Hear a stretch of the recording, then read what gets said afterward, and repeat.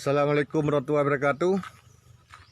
Hari ini saya berkunjung ke Demplot MR 219 yang ada di kebun kelapa. Kelilingnya kebun kelapa di tengah-tengah kampung. Inilah 60 hari.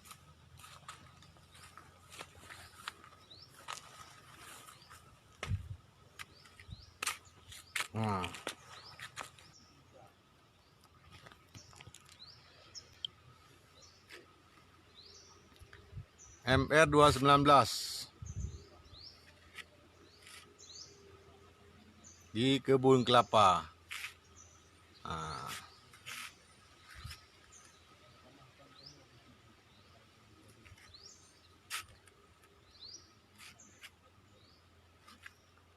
Boleh dilihat kelilingnya semua kebun kelapa.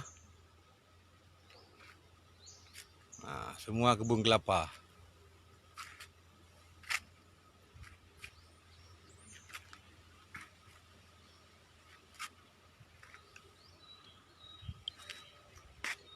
Nah, ini dia padinya.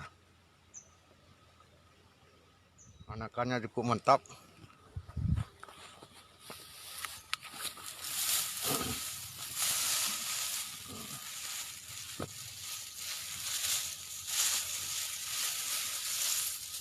Dia mulai keluar malai.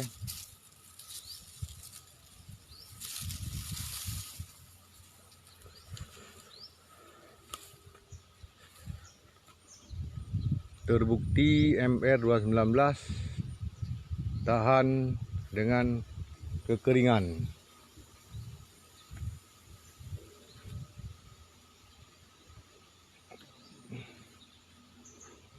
Cuma ya dimaklum, namanya juga di kebun kelapa, memanfaatkan air hujan. Sudah hampir 1 bulan tidak hujan. Beginilah dia agak bergelombang. Man Birun, Pak Sabri.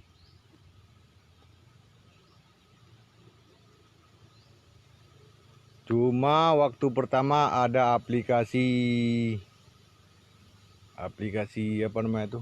Punam Pak Sabri orang. Nah, nebo yang nebo ubah ni. Pun. Kan pun kenan.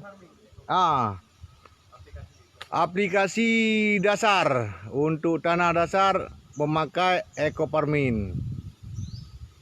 Selanjutnya campuran ada antrakol, ada pirtaku, natipo campur. Jadi tidak full satu merek. Mulai dari ekoparmin waktu pengolahan dasar, dilanjutkan dengan antrakol campur pirtaku. Terakhir kemarin penyemprotan antrakol pirtaku tambah natipo. Oh enggak, kebalik. Antrakol, natipo sama bel. Ini dia. Kebun kelapa jadi sawah. Ini percobaan. Sebelumnya di sini tempat tanam cabai. Sebelum cabai ketimun, basmi ketimun tanam cabai. Setelah cabai baru lanjutkan padi. Umur 60 hari.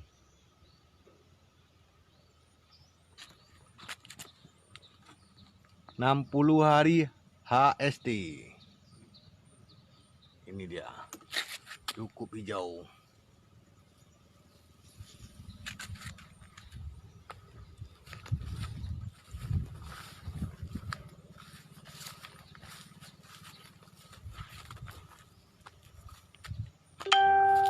Di sebelahnya ada durian montong. Ada durian montong. masih kecil. Ini dia.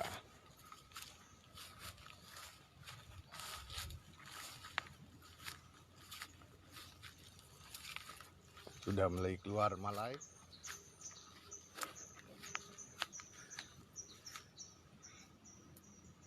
Sudah mulai keluar malai.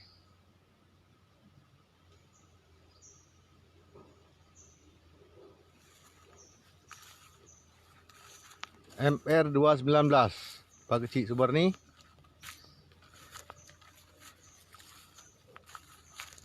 Di tanah kering. Cuma menggunakan sanju untuk naikkan air tuh. Nah, memakai ini saja ini.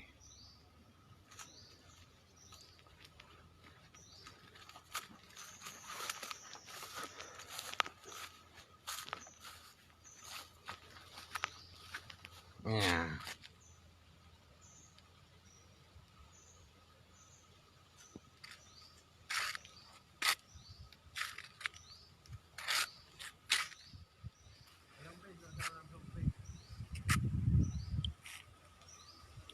Sekian laporan untuk hari ini.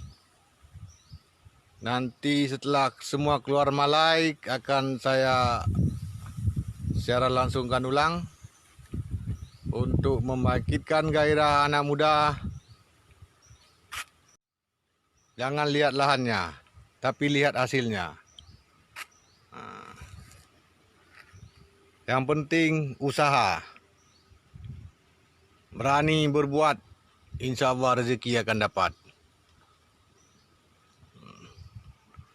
Sekian dan terima kasih. Assalamualaikum warahmatullahi wabarakatuh.